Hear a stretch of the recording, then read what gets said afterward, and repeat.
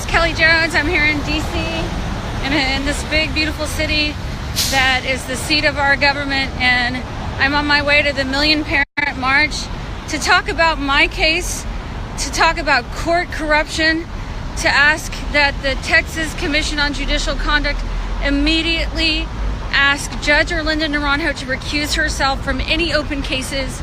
The judge on my case has acted outside her authority and is keeping my child captive to the court when a jury decided for me 5 months ago that the children should reside with me primarily.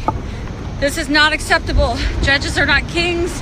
We live in a constitutional republic, and it's time for some change. So I'm on my way to this rally.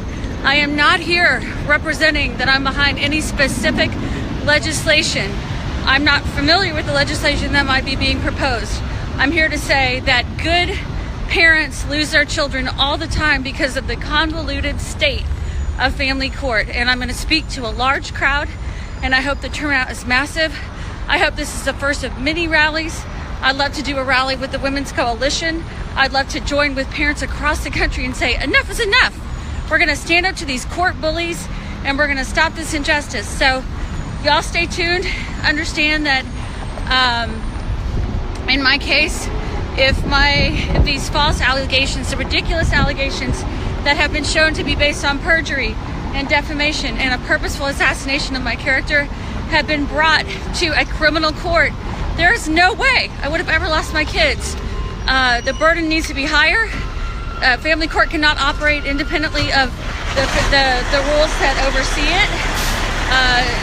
We have the Texas Family Code, we have federal code, we have the canons of the Texas Code on Judicial Conduct that must be adhered to.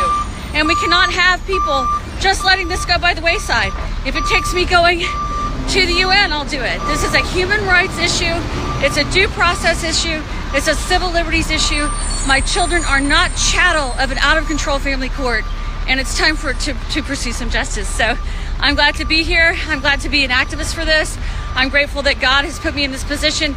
Not that I've gone through this, but that I can be a voice for injustice. And I'm here to actively speak out against it.